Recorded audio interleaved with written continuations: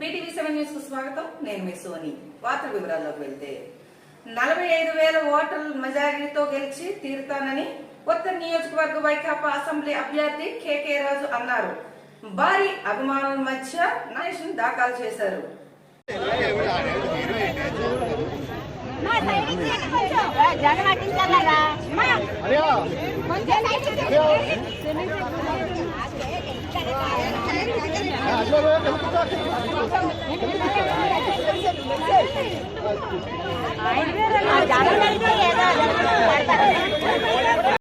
అమ్మా సైడ్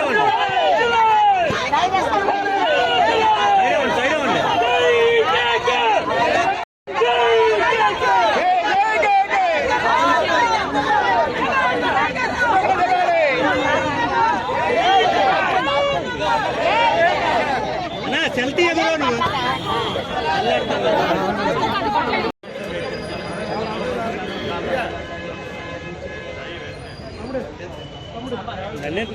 పట్టుకున్నానే అని లోన్కి వెళ్ళని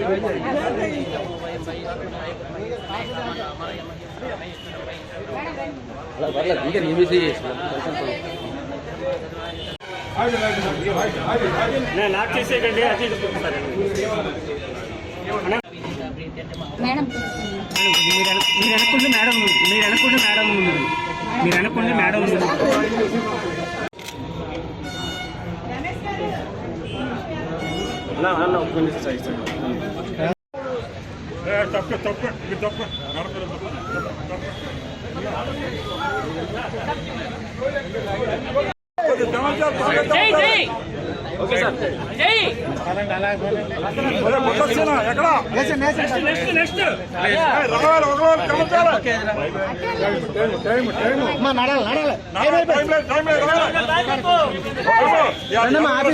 ఆఫీసర్ ఉంటారు.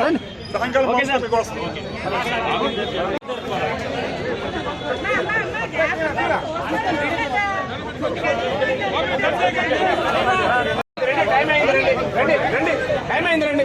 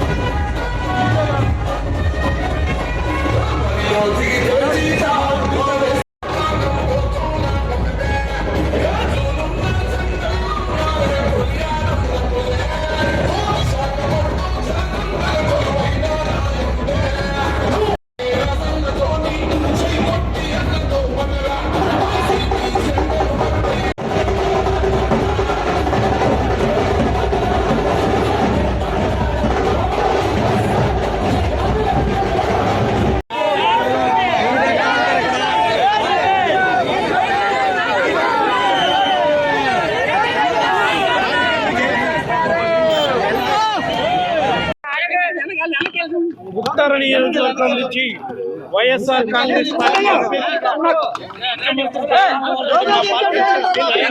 గారి ఆశీస్సులతో వైఎస్ఆర్ కాంగ్రెస్ పార్టీ అసెంబ్లీ అభ్యర్థిగా కేకే రాజు గారు నామినేషన్.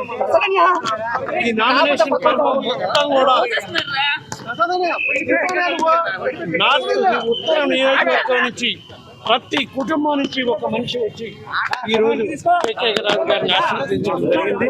తప్పకుండా విశాఖ ఉత్తర నియోజకవర్గం నుంచి, అదేవిధంగా విశాఖ పశ్చిమ నియోజకవర్గం నుంచి కూడా ఈరోజు విశాఖ పశ్చిమ నియోజకవర్గం నుంచి వైఎస్ఆర్ కాంగ్రెస్ పార్టీ అభ్యర్థిగా మా ముఖ్యమంత్రి పార్టీ అధ్యక్షులు జగన్మోహన్ రెడ్డి గారి ఆశీస్సులతో అడారి ఆనంద్ కుమార్ గారు కూడా నామినేషన్ ఈ 2 నామినేషన్ల పర్యవేక్షించి 2 కూడా ప్రత్యక్షంగా 2 నామినేషన్ల కార్యక్రమంలో పాల్గొనడం జరిగింది. ప్రజాస్పందన 2 నియోజకవర్గంలో చూస్తే ఏదైతే మా గౌరవ ముఖ్యమంత్రి జగన్మోహన్ రెడ్డి గారు చెప్తున్నారో రాష్ట్ర వ్యాప్తంగా 175 నియోజకవర్గాల్లో కూడా మన సంక్షేమ పథకాల వల్ల అభివృద్ధి కార్యక్రమాలు కొనసాగుతున్న లబ్ధిదారులందరూ కూడా మన వైఎస్ఆర్ కాంగ్రెస్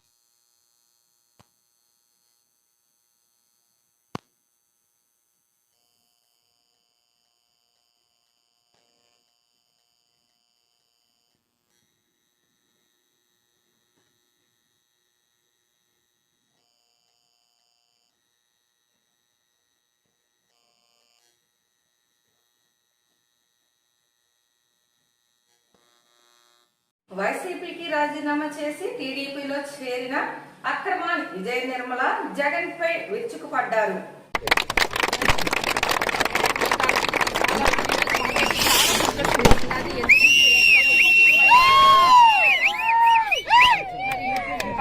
సంవత్సరాలుగా మరి వైసీపీలో ఉండి ఎన్నో కష్ట నష్టాలు ఓర్చి ఎన్నో కార్యక్రమాలు చేయడం జరిగింది. మీకు అందరికీ తెలుసు. ఎందుకంటే నేనేదో ఉమ్ముతడి పని చేయడం అనేది నాకు అలవాట్లేదు. ఏది ఒక్క పని చేసినా సిన్సియర్ గా కష్టపడమే నాకు తెలుసు. మరి 2014లో కూడా ఎంపీ టికెట్ ఇస్తామని చెప్పి ఆ రోజు మోసం చేశారు. మరి అక్కడ మనం నర్సీపట్నం నుంచి మరి పెందుర్తి వరకు కూడా కటౌట్లు పెట్టడమే కానీ జనాలను కూడా తీసుకువెళ్ళింది. ఖర్చుతో కూడుకున్న పని అయినప్పటికీ కూడా 1000 ప్రయాసాలకి ఓర్చికుని షర్మిల గారితో పాదయాత్ర చేసుకుంటూ ఎంతో కష్టపడడం జరిగింది. ఆ రోజు కూడా మాకు మోసం చేయడం జరిగింది. ఈ రోజు నీకు అవతమ్మా మళ్ళీ నెక్స్ట్ చూస్తాము అన్నారు. మళ్ళీ 2017లో జగన్మోహన్ రెడ్డి గారిని వెళ్ళి కలిసాం. ఏంటన్నా మా పరిస్థితి ఏంటి, మేము డబ్బులు ఖర్చు పెట్టుకుని ఇంతలా కష్టపడుతున్నాము కానీ మమ్మల్ని గుర్తించలేదు అంటే, లేదమ్మా నీకు భీమిలి నియోజకవర్గం నుంచి నీకు ఇన్ఛార్జిగా ఇస్తాను, వర్క్ చేసుకో, నీ వర్క్ నచ్చినట్లయితే ఎమ్మెల్యే టికెట్ నీకే కన్ఫర్మ్ అని చెప్పడం జరిగింది. మరి 3 సంవత్సరాలు కూడా మరి పల్లెనిద్దర్లు కానీ రచ్చబండ కార్యక్రమాలు కానీ గడప గడపకి వైఎస్ఆర్ అని కానీ ప్రతి ఒక్క కార్యక్రమాన్ని కూడా అక్కడ స్థానికులు లోకల్లో ఉండే వాళ్ళందరూ కూడా చెప్పేవారు 12 అయిపోయింది కదా వెళ్ళిపోండి అన్నా సరే. మీ అందరికీ తెలుసు. ఎందుకంటే ఇది నేను జనాల్లో ఉండి మాట్లాడుతున్న మాటలు. నేను అబద్ధం మాట్లాడితే జనాలకు తెలుసు. ఎక్కడ చేసావమ్మా నన్ను అనొచ్చు. తెల్లవారు వరకు ఉండి తెల్లవారు మళ్ళీ కార్యకర్తలతో మాట్లాడి వచ్చేదాన్ని. ఎందుకంటే నాకు ఫ్యామిలీ ఉన్నప్పటికీ కూడా రాత్రులు వదులుకుని ఒకళ్ళ ఇంట్లో ఉండాలంటే ఎంతో కష్టం. వ్యాంబే కాలనీ లాంటి ఇంట్లో కూడా 3 సార్లు పల్లెనిద్రలు చేస్తాం. అంటే అక్కడ వాళ్ళకి ఒకటే గది, బాత్రూమే ఉంటుంది. వాళ్ళ గదిలో పడుకుంటే ఫ్యామిలీ మెంబర్స్ ఆ ఇంటి వాళ్ళు నేను బాత్రూమ్ దగ్గర పడుకునేదాన్ని, బాత్రూమ్ కడ్డుగా కూడా వేసుకుని. అంత కష్టపడ్డాం. ఎందుకంటే మనము ప్రజలకి కష్టాలు తెలుసుకోవాలి. రేపు మనం ఒక ఎమ్మెల్యేగా నియోజకవర్గం నుంచి నిలబడాలి అనుకుంటే ప్రజల కష్టాలు మనకు తెలియాలి అనే ఉద్దేశంతో ఎంతో కసిగా పనిచేయడం జరిగింది. మరి ఆ రోజు కూడా నీకే భీమిలి టికెట్ అని చెప్పి మరి ఇచ్చాపురం మీటింగ్ లో కూడా చెప్పడం జరిగింది. సర్వే రిపోర్ట్ బాగుంది, 30,000 మెజార్టీలో గెలుస్తామమ్మా భీమిలి నియోజకవర్గాల్లో అని చెప్పిన జగన్మోహన్ రెడ్డి గారు మరి ఎలక్షన్స్ ఇంకా 15 రోజులు ఉంటున్నాయని చెప్పినప్పటికీ అనౌన్స్మెంట్లు అయ్యేటప్పుడు నన్ను సడన్ గా నువ్వు ఇక్కడ అవదమ్మా భీమిలి నుంచి నువ్వు వైజాగ్ ఈస్ట్ వెళ్ళిపో అన్నారు. రానివుడు, ఒక పుట్టినరోజు మేడం గారిదంటే రానివుడు. ఇక్కడ 4 సంవత్సరాలు నేను ఇన్ఛార్జ్ గా చేసి కష్టపడి నాతో పాటు వైఎస్ఆర్సీపీ క్యాడర్ అందరూ కూడా కష్టపడి వర్క్ చేస్తే వాళ్ళు ఎంత అభిమానంతో నా దగ్గర రావాలన్నా సరే మీరు ఎందుకు వెళ్లారు అని ఆశలు పెడతాడు. పార్టీలో ఉండే వ్యక్తులతోటి పార్టీ వాళ్ళతోటి ఇలాంటి అంటే కక్ష సాధింపు చర్యలు వాళ్ళ మీద. మీరు వెళ్లారా, మీరు వాళ్ళ వర్గం అయితే పక్కన ఉండండి అనడం. సేమ్ ఇదే పరిస్థితి ఈరోజు ఈస్ట్ లో కూడా జరుగుతున్నది. ఈస్ట్ లో కూడా ఎంవి సత్యనారాయణ గారు కూడా మాతో ఎవరైనా మాట్లాడితే వాళ్ళ పక్కన కూర్చోపెట్టాడు. వాళ్ళ మీద ఉద్యోగాలు ఏమైనా జీవీఎంసీల గట్రా ఉంటే ఉద్యోగాలు తీయించడం, ఇటువంటి కక్ష సాధింపు చర్యలు చేపడుతున్నారు. కనుక అటువంటి వాళ్లతో కొనసాగడం అనవసరం అని చెప్పి అదేదో ప్రతిపక్షంలో ఉంటే కనీసం మాట్లాడడానికి అవకాశం ఉంటుంది. స్వపక్షంలో నుండి వాళ్ళతో వాదించలేకపోతున్నాం, వాళ్ళతో మాట్లాడలేకపోతున్నాము. మమ్మల్ని నమ్ముకున్న పేద ప్రజలకు మేము న్యాయం చేయలేకపోతున్నాం. కనుకనే ఈ రోజు నా మనసు మరి బాధపడి ఈ రోజు ఈ నిర్ణయం తీసుకోవడం జరిగింది.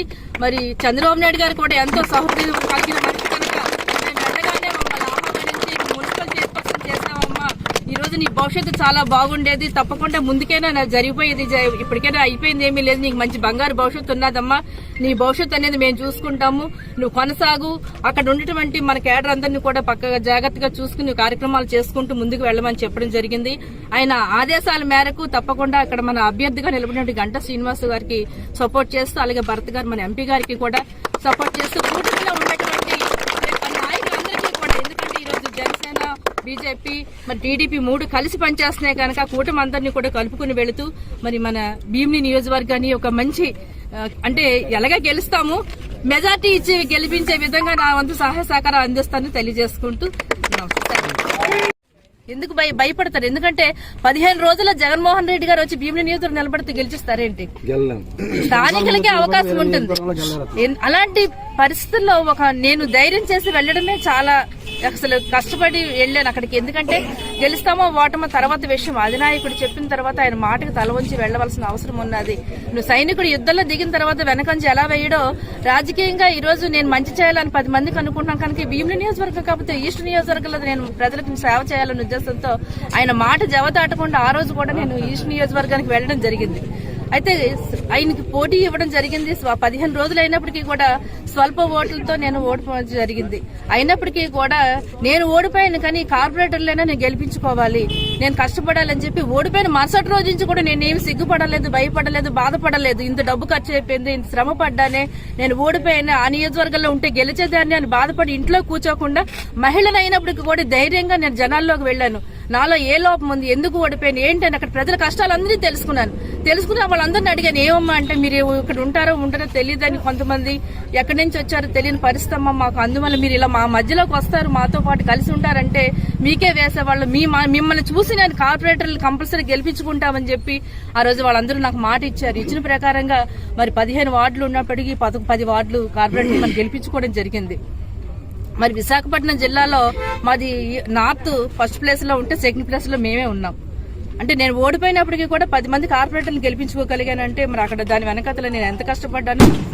అలాగే ఈ రోజు 4.5 సంవత్సరాలు కూడా మళ్ళీ ఎమ్మెల్యే ఎలక్షన్స్ వచ్చినప్పటికీ కూడా విజయ నిర్మల గారికి మనం చేయాలనే విధంగా వాళ్ళ తలలో 4గా ఉంటూ వాళ్ళ కష్ట సుఖాల్లో ఒక ఇంట్లో మనిషిలో ఉంటూ వాళ్ళకి నేనున్నానని, వాళ్ళకి ఏదైనా ఆపద కలిగిందంటే నేనున్నానని చెప్పి ఎంతో ధైర్యాన్ని ఇచ్చి వాళ్ళకి అండదండగా ఉండడం వల్ల ఈరోజు ఈస్ట్ నియోజకవర్గంలో ప్రజలందరూ కూడా మహిళగా మీకు తప్పకుండా మేము సపోర్ట్ చేస్తాము, మీ అందరూ మా బ్లెస్సింగ్స్ మీకు ఉంటాయని చెప్పి అత్యధిక మెజార్టీ నుంచి గెలిపిస్తామన్న తరుణంలో లాస్ట్ లో మళ్ళీ ఒక 5 నెలల ముందు నాకు టికెట్ తీసేసి మరి అప్పటికప్పుడు సూట్ కేసులు పట్టుకొచ్చి మరి ఇస్తున్నారని చెప్పి మరి చేసిన పరిస్థితి చూస్తే చాలా బాధ అనిపిస్తుంది.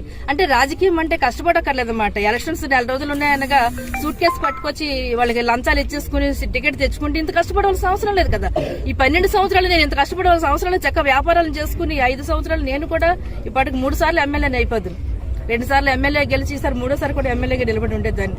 డబ్బు ఒకటే ప్రాధాన్యత, ప్రజల్లో ఉండాలి మనుషులు అని చెప్పేసి ప్రజల్లో ఉంటూ మరి వాళ్ళ కోసం మేము పనిచేస్తే ఈరోజు నన్ను అకారణంగా ఇలా తీసేయడం అనేది సర్వే రిపోర్ట్ 4 రోజుల కిందట వెళ్ళడం. ఇప్పుడు కూడా 2024 ఎలక్షన్స్ ముందు కూడా 4 రోజుల ముందు నన్ను తీసేసే 4 రోజుల ముందు కూడా మమ్మల్ని అందరినీ పిలిపించారు. ఎంయు సత్యనారాయణ గారిని, మేయర్ గారు వెంకట కుమారి గారిని, మమ్మల్ని వంశీకృష్ణ గారిని కూడా పిలిపించారు. లాస్ట్ టైం లాగా ఈసారి జరిగితే బాగోదు, వంశీ మీరు అందరూ కష్టపడాలి, గెలిపించాలి, విజయ నిర్మల గారిని గెలిపించండి అని చెప్పారు. వంశీ గారు చెప్పారు, వంశీ నీకు ఎమ్మెల్సీ ఇచ్చాను, నువ్వు ఆవిడకి సపోర్ట్ చేయాలి, గెలిపించాలి. ఇక్కడ ఎంపీ గారిని పిలిపించి ఎంపీ గారు మా ఎదురుకుండా కూర్చోపెట్టారు.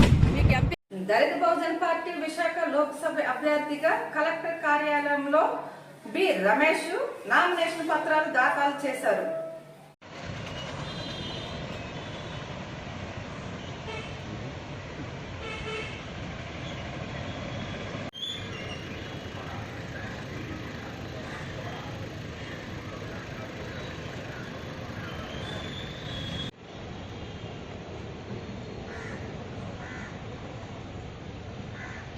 అందరికీ జయభీమండి. విశాఖపట్నం వార్డు మహాశయులందరికీ నా నమస్సుమంజలి. ఈరోజు దళిత బహుజన పార్టీ అభ్యర్థిగా పోటీ చేస్తున్నాను. దళిత బహుజన పార్టీ తరపు నుంచి విశాఖపట్నం లోక్సభ ఎంపీ అభ్యర్థిగా పోటీ చేస్తున్నానండి. మీరందరూ మీ అమూల్యమైన ఓటు ముద్ర వేసి నన్ను గెలిపిస్తారని ప్రార్థిస్తున్నాను. ఇదే ఈరోజే నామినేషన్ వేయబోతున్నాను. మీ అందరూ ఆశీర్వాదాలు కావాలండి, మీ అందరూ దీవించండి. అందరికీ జై భీమ్. నియోజకవర్గ జనసేన ఉమ్మడి అభ్యర్థి కొనతల రామకృష్ణ ఉమ్మడి పార్టీ నేతలతో కలిసి నామినేషన్ దాఖలు చేశారు.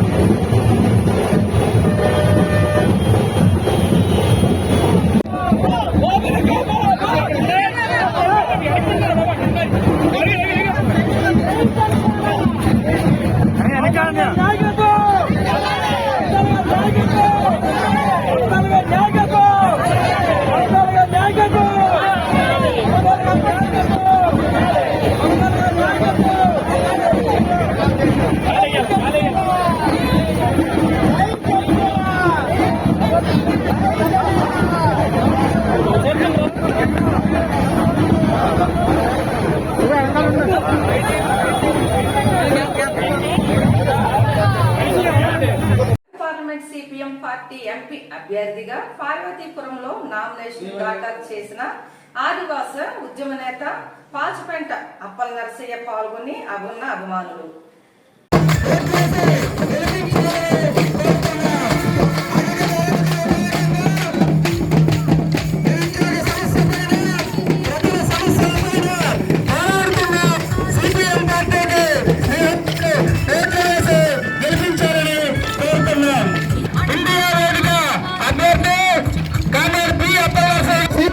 అభ్యర్థి కామ్రేడ్ పి అప్పల నరసయ్య గుర్తు సిద్ధేశ్వర నక్షత్రం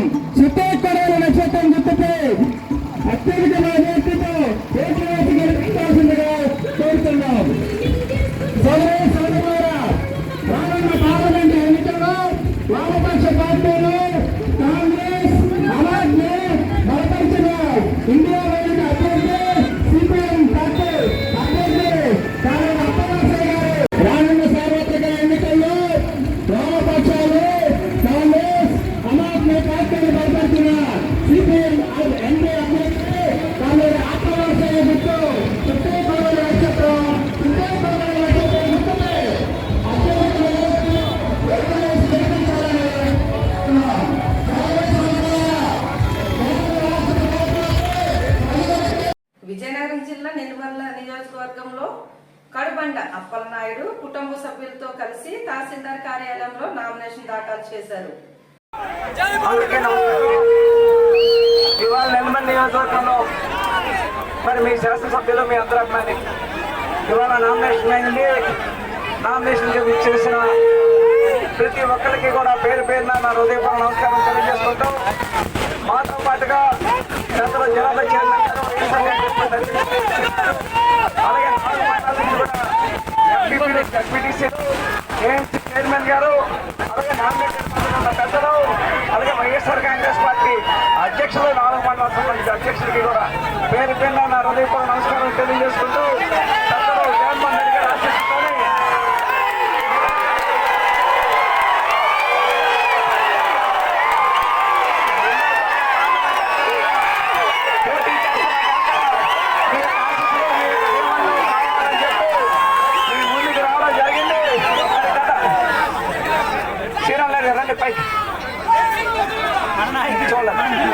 పెద్దలందరూ కూడా 70 నుంచి కూడా ప్రతి గ్రామంలో కూడా ప్రతి వాళ్ళలో కూడాను మరి మీరందరూ కూడా వైఎస్ఆర్ కాంగ్రెస్ పార్టీ విజయం కోసం పెద్దలు జగన్మోహన్ రెడ్డి గారు ముఖ్యమంత్రి చేయాలి ఈ రాష్ట్రానికి. శాసనసభ్యుగా పడుకోండి అప్పనాయుడు గారు రెండోసారి నన్ను పార్లమెంట్ సభ్యుగా రెండోసారి గెలిపించాలని చెప్పి మరి ఎక్కడ చూస్తే చేయాలని చెప్పి మీ అందరినీ కోరుకుంటూ సెలవు తీసుకుంటున్నాను. జై జగన్. పెద్దలు గౌరవనీయులు మన ప్రీతమ నాయకుడు జిల్లా పరిషత్ చైర్మన్ గారు అయినటువంటి మధ్య శ్రీనివాసరావు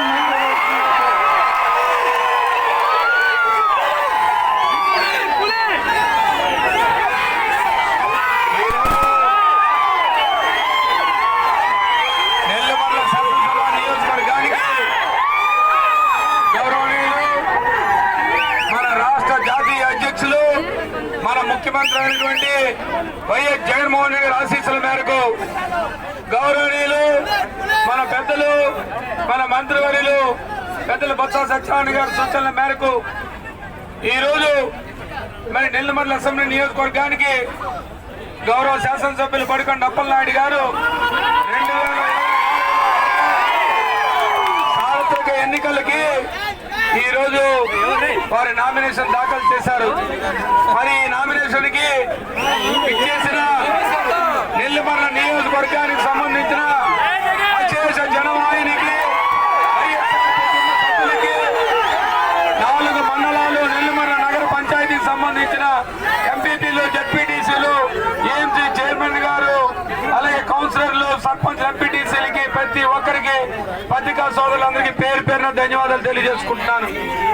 మరి ఈరోజు నేటి కార్యక్రమానికి మరి విచ్చేసిన గౌరవ శాసనమండలి సభ్యులు మరి సురేష్ బాబు గారు అలాగే మరి రేపటి రోజుని 22వ తారీఖుని మీ అందరికీ తెలుసు పార్లమెంట్ సభ్యత్వానికి విజయనగరం పార్లమెంట్ కి గౌరవ జగన్మోహన్ రెడ్డి గారి నాయకత్వం వారి ఆశీస్సులతో మరి రేపు వారు కూడా నామినేషన్ వేస్తున్న బెల్లాని చంద్రశేఖర్ గారు మరి ఇలాగే మరి కందుల రఘుబాబు గారు ఇలాగే వేదికలు అనేక మంది పెద్దలందరికీ కూడా పేరు పేరున ప్రతి ఒక్కరికి అలాగే నెల్లిమర్ల నియోజకవర్గానికి పరిశీలన నెక్కల నాయుడు బాబు గారికి ప్రతి ఒక్కరికి పేరు పేరున ధన్యవాదాలు తెలియజేసుకుంటూ మీ అందరికీ తెలుసు ఎన్నికల సంగ్రామానికి మనం ఇచ్చేసాం. ఎన్నికలకు వెళ్ళిపోతున్నాం. మళ్ళీ జగన్మోహన్ రెడ్డి గారు ముఖ్యమంత్రి చేసుకోవాలి. ఈ రాష్ట్రంలో పేదల సంక్షేమం జరగాలన్నా ఈ ప్రాంతాల అభివృద్ధి జరగాలన్నా మరలా వైఎస్ఆర్సీపీ పార్టీ జగన్మోహన్ రెడ్డి నాయకత్వం రావాలి. జగన్మోహన్ రెడ్డి ముఖ్యమంత్రి కావాలంటే నెల్లిమర్ల అసెంబ్లీ నియోజకవర్గ అభ్యర్థిగా పడుకొండ అప్పలనాయుడు గారిని అత్యధికమైన మెజార్టీతో ఈ నియోజకవర్గంలో జరుగుతున్న ఏదైతే కుతంత్రాలు ఛేదించుకొని ఏదైతే గౌరవ జగన్మోహన్ రెడ్డి ఆశయాలు ఒకటే మన ముందుంటాయి వారి ఆశయాలు ముందు పెట్టుకొని వారి ఆలోచనలు ముందు పెట్టుకొని ఏదైతే మనం చేయాల్సి ఉన్నాయో ఇవాళ ఈ నియోజకవర్గంలో జరుగుతున్న కార్యక్రమాలన్నీ కూడా ఎవరైతే అభ్యర్థులుగా వస్తున్నారో వాళ్ళందరూ కూడా వారు స్థానికులు కాదు, వారి ప్రాంతానికి సుపరిచితులు కాదు, వారి ప్రాంతానికి కాదు. రేపు ఎప్పుడు కూడా మే 13వ తారీఖు సాయంకాలం 5 గంటల బూత్ మూసిన తర్వాత ఈ నియోజకవర్గంలో ప్రతిపక్ష పార్టీ పోటీ చేసిన అభ్యర్థి ఎక్కడుంటారో తెలియదు, ఎవరి దగ్గరికి వెళ్ళారో తెలియదు. ఈ నియోజకవర్గంలో జగన్మోహన్ రెడ్డి గారి నాయకత్వంలో ఒక సంక్షేమం చేశామన్నా. ఈ వార్తలు ఇంతటితో సమాప్తం. రేపు మళ్ళీ ఇదే సమయానికి మరిన్ని వార్తలతో కలుసుకుందాం.